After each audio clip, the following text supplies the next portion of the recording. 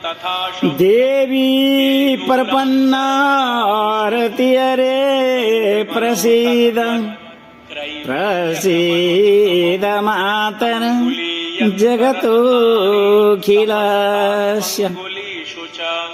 प्रसीद विषे सरिपाय विषं अमेश्वरी विचराचरस्य। वैदिक विज्ञान अनुसंधान वर्ष 2078-7 आज पौष 4 गते आइतबार अहिले बिहान त्यस्तै 5:30 बजिरहेको छ र मैले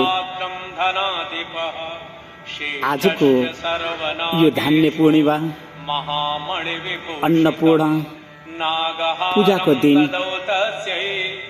हामीले जुन प्रकारले पृथ्वी मातालाई जथाभावी खनिजहरू उत्खनन गर्दै औद्योगिक विकासको नाममा जथाभावी हामी जुन खेती योग्य भूमिहरूलाई विनाश गर्दै गइरहेका छौं, अवश्यमेव विश्व मानव जातिले त्यो दिन पनि देख्नु पर्नेछ कि उसले सन्तुलित आहार खाद्यान्नको अभावको महसुस गर्नै पर्नेछ।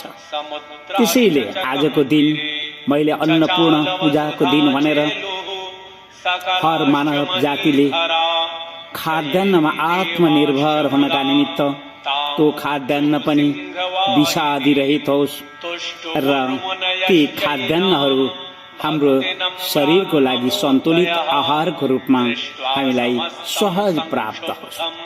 आज हामीले बजारमा गएर जुन हाम्रा खाद्य पदार्थहरू लिइरहेका छौं ती अत्यन्त महँगा हुँदै गइरहेका छन् र अत्यन्त विषादयुक्त हुँदै गइरहेका छन्। यो एउटा राष्ट्रिय जटिल समस्या हो भने हर मानव जातिका लागि विश्वव्यापी रूपमा यो संकटको स्वरूप लिन जाँदैछ। हामीले घरहरू बनायौं, शहरहरू विकास गर्यौं, हामीले पृथ्वी माताको खनिज जथाभावी खनेर कोइला, फलाम, पेट्रोलियम पदार्थहरू, धुवा, धुलो, कार्बन ग्यासहरू उत्सर्ग गर्यौं। हामीले जलवायु प्रदूषण गर्यौं। हामीले जलवायु परिवर्तन गर्दै हामीले आफूलाई प्रकृति र दैवी प्रकोपको संघारमा उभ्याएर अब हामी लाचार हुँदैछौं कि आफ्नो मानव जीवन जिउन पनि निकै महँगो बनाउँदैछौं। हामीले हाम्रो जीवनलाई निकै महँगो बनाइरहेको परिस्थितिमा हामीले अवश्यमेव वैदिक साहित्यहरूलाई अवलोकन गरेका छौं र विचार गरेका छौं। त्यसैले त यी आवाजहरू जनसमाजसम्म पुर्याउनु पर्छ भनेर मैले कति बेला यी आवाजहरू पठाइरहेको छु। मैले एउटा जीवनको सत्यतालाई अनुभव गर्ने अवसरहरू पाएँ। त्यो अवसर भनेको वैदिक विज्ञानको अनुसन्धान वर्ष 2078 र त्यति बेला मैले हाम्रो मानव समाजका ती विश्व मानव जातिलाई सिर्जना गर्ने प्रकृति शक्ति भएका ती देवीहरू जो शिक्षित छन्, जो अनुशासित छन् र सभ्य छन्, उनीहरूका वरद हातमा शिर झुकाएर अघि बढ्न सिके। म कहाँ कुन मागन्ते भिखारी बाटोबाट गइरहेको मान्छे एकाएक वैदिक विज्ञानको आँगनमा उभिएर अब तपाईहरूका अगाडि यसरी प्रस्तुत हुन पाइरहेको छु। मलाई पूरा विश्वास छ कि विश्व मानव जातिले हाम्रो गोर्खा राज्य नेपाल वेदको उर्वर भूमि हो भन्ने कुरालाई स्पष्ट रूपले बुझ्नेछ र आत्रीहरू वैदिक विज्ञानमा अत्यन्त उनीहरू असाधारण बुद्धि पनि देखाउन सक्छन् र अद्भुत उनीहरूको तार्किक बुद्धिहरू र उनीहरूले जुन वैदिक विज्ञान भित्र देखा परेका र जुन वैदिक समाज भित्र देखा परेका विकृति र विसङ्गति विचारहरूलाई ध्वजा पारेर चिनाउन पनि सक्छन् र खोलेर लाखिदिन पनि सक्छ। मलाई त त्यस्तै लागिरहेको छ कि माताका आशीर्वाद र कृपा अनि ती मेरा जीवनका प्रयासहरू, मैले जुन मृत्युका बाटाहरू देखिरहेको छु त्यो जन्म सिद्ध हुनाले मलाई कुनै भय छैन, किनकि यो भौतिक अन्न विकारको शरीर, अन्नमय शरीर अवश्यमेव कुनै न कुनै दिन यो पृथ्वी र यो भौतिक तत्त्वहरूमा लय भएर जानेछ। यो पनि मैले बुझिरहेको छु। त्यसैले त मैले अब दिनानुदिन एक्लो र एकान्ततिर जानुपर्ने हुन्छ, किनकि मैले आफ्नो भौतिक यो शरीरलाई छोड्दै मैले त्यो प्राण, मन, बुद्धि र 10 इन्द्रियहरूको त्यस झुण्डमा, जैविक झुण्डमा अनि ती जीवको जुन विज्ञान छ जसलाई मैले जैविक विज्ञानको रूपमा देख्ने गरेको छु र सुन्ने गरेको छु। त्यसैले त मलाई कति बेला मृत्यु सुधार्नुपर्छ, मृत्यु सुधार्न सकिन्छ र ती मौरीहरू हामीले प्रयोग गरेर देखेका छौँ कि उनीहरूको झुण्डलाई हामीले कहिलेकाहीँ घरहरूमा, घारहरूमा रोकेका पनि छौँ। उनीहरू आकर्षित भए र रोकिए। जीव पनि आफ्ना कर्मानुसार जीव शरीरको खोजमा निक्लिएको हुन्छ र ऊ आफ्नो अनुकूलको शरीर पाउनका निमित्त उसलाई पुण्यको आवश्यकता पर्ने गर्दछ। त्यही पुण्यको खोजमा मैले जुन जस्तो जीवनहरूलाई अगाडि बढाएँ र मैले देखेँ कि एउटा आमाका आँसुहरूलाई मैले अपमान गर्नु हुँदैन। मैले ती आमाका आँसुहरूलाई सम्मान दिने मोडमा फर्किएँ र मैले एउटा परमहंस सन्यास जीवनलाई फेरि मैले आमाका निमित्त मैले आफ्नो जन्मभूमितर्फ फर्काएँ।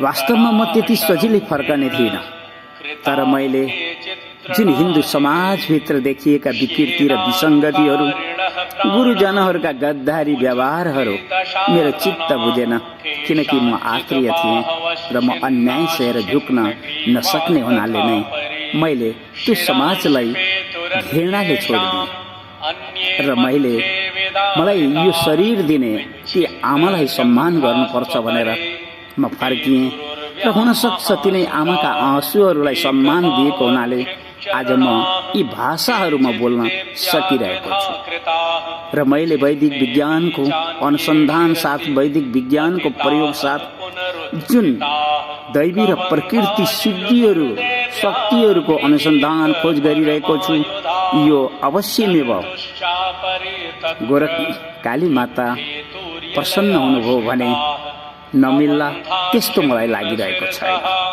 अवश्यमेव मिल्नेछ, किनकि यो गोर्खा राज्य नेपाल वेदको उर्वर भूमि हो। वैदिक सनातन धर्म, संस्कृति र संस्कारहरूमा कवि र वीरहरूलाई सम्मान दिँदै आइरहेको हाम्रो गोर्खा राज्य नेपालको इतिहास मैले केही स्मरण गरिरहेको छु। हाम्रा ती कविहरू, चाहे ती भानुभक्त आचार्य हुन्, चाहे ती कवि शिरोमणि लेखनाथ पौड्याल, मैले उनीहरूलाई सम्मान दिन सिकेको छु र मैले ती वीरहरू जुन पृथ्वी नारायण शाह हुन् अथवा जो हाम्रो यस गोर्खा राज्य राष्ट्रको पूर्वमा टिस्टा नदी र पश्चिममा काङ्गडा नदी, पश्चिममा काङ्गडा किल्लासम्म पुगेर जुन गोर्खालीहरूको राष्ट्रिय गौरवलाई उनीहरूले विश्व सामु परिचय दिएका छन्। आज पनि तपाईँ हिमाचलको तर्फ जानुभयो भने तपाईँलाई गोर्खे भनेर परिचय दिनेछन् र गोर्खे भनेर सम्बोधन गर्नेछन्, किनकि त्यहाँको वातावरण र संस्कार, संस्कृतिमा गोरा र गोर्खेहरूको युद्धको कहानीहरू उनीहरू दिनरात रटिरहेका छन्। तर हामीले हाम्रा सीमाहरू गुमायौँ, किनकि हामी गोर्खा राज्य नेपाल र गोरखकाली मातालाई अपमान गर्दै नेपाल त्यस 3 शहरको खाल्टोमा घोष्न पुग्यौं, जुन भ्यागुतो कुवामा परे जस्तै यो राष्ट्रको राष्ट्रिय गौरव बिस्तारै धमिलिँदै थियो। अनि त्यसमा अब त जुन बहुलवादको बहुदलीय राजनीति संस्कार र संस्कृतिहरू हामीले त्यसलाई पनि निकै नजिकबाट नियालिरहेका छौँ र ती कोही पनि सफल यस राष्ट्रको संरक्षण र हितमा हुने छैनन् भन्ने कुरालाई मैले यी आवाज साथ इतिहासका लागि कोही राख्न चाहन्छ भने राखिरहँ, किनकि हामीले भूगोलको अनुसन्धान गरेका छौँ। हामीले हाम्रो नेपाली जनजीवन र शिक्षा संस्कारहरूको अनुसन्धान गरेका छौँ। मात्र हामी एउटा मागन त्यो भिखारी जीवन बाटो रोजेको हुनाले झट्ट राष्ट्रको राष्ट्रिय शासन सत्तातर्फ जाने इच्छाहरू राखिरहेका छौँ। तर समयले र ती प्रकृति र दैवी सिद्धिहरूले आवश्यकताको महसुस गरेर गोरखकाली माताले हामीलाई आज्ञा र वचन दिनुभयो भने हामी त्यो बाटोमा जाँदैनौँ, त्यसो पनि भन्दैनौँ, किनकि हामीले प्रकृति र दैवी प्रकोपहरूका साथमा, ती प्रकृति र दैवी सिद्धिहरूका साथमा हामीले गोर्खा राज्य नेपाललाई फेरि विश्वको अगाडि त्यहाँ वैदिक विज्ञानको अनुसन्धान गर्ने आत्रीयहरू रहन्छन् भन्ने परिचय दिनुपर्ने छ र गोर्खा राज्य नेपाल वेदको उर्वर भूमि हो भनेर परिचय पनि दिनु छ। त्यसैले त मैले यी आवाजहरू नित्य पठाइरहेको छु। तपाईँ सुनेर कति बेला आश्चर्य पर्न सक्नुहुन्छ र कसैले मलाई शिक्षाको विषयमा पनि सोध्ने गरेका छन्, कोही कसैले मलाई थरको विषयमा पनि सोध्ने गरेका छन्, कोही कसैले मलाई स्थानको विषयमा पनि सोधिरहेका छन्। त त्यति बेला मैले यही उत्तर दिनुपर्ने हुन्छ कि मेरा अभिलेखहरू एउटा औँठा छाप विद्यार्थीका हुन् भनेर बुझिदिनु होला। मेरा यी आवाजहरू प्रकृतिको खुला विश्वविद्यालयमा शिक्षा लिएको र माताहरूका ती वरदा हातहरूमा नतमस्तक शिर झुकाएका ती कृपा दृष्टिका वाक्यांश भाषाहरू, किनकि माताहरू मानव जीवनका आदि गुरु हुन् र उनीहरूले आफ्नो भाषा सिकाउनमा कहिले असमर्थ रहेनन्। ती स्तन पान गराउँदै, ती दूधका धाराहरूले ओठ रसाउँदै जुन भाषाहरू सिकाएका छन्, तिनै भाषाहरूलाई मैले पाउन सक्दिनँ, त्यस्तो मलाई लागेन।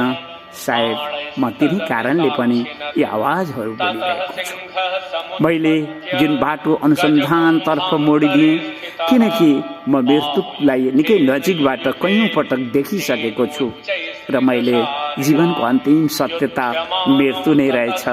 त्यसैले यो भौतिक शरीर र यो भौतिक जगतको विषयमा बडो गहिराई समीक्षा गरेँ, अवलोकन गरेँ अनि मैले मनन गरेँ र मूल्याङ्कन गरेँ कि मैले त गोर्खा राज्य नेपालको हितमा अगाडि बढ्नुपर्छ। मैले त ती आमाहरू, देवीहरू जो मानव सिर्जना प्रकृति शक्तिहरू छन्, उनीहरूलाई मेरो वैदिक सनातन धर्मले कतै अन्याय र शोषण गरेको छ भने मैले त्यसको विषयमा वकालत गर्नुपर्छ।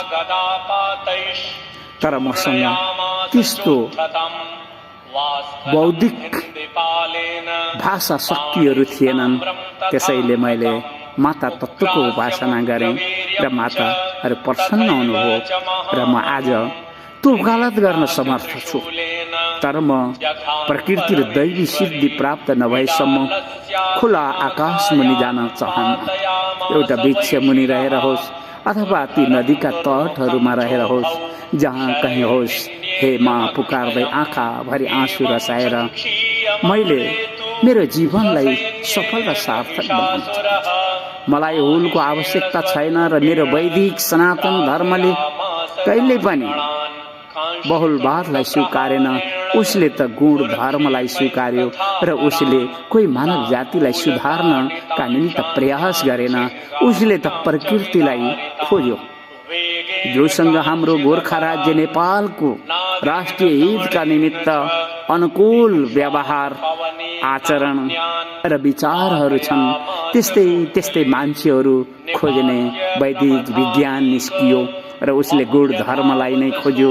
उसले कसैलाई सुधारेर यो राष्ट्रको संरक्षण हुन्छ भन्ने कहिल्यै सम्झिएन र देखिएन पनि।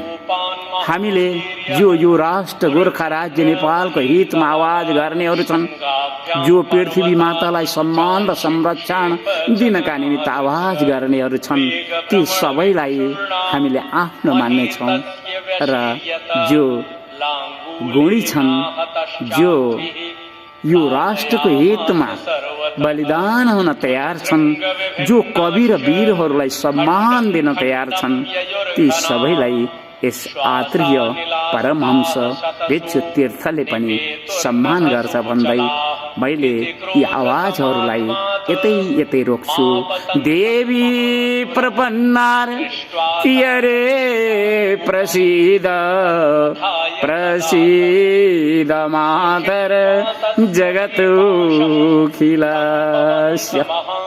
प्रसीद विषे सरिपाई विष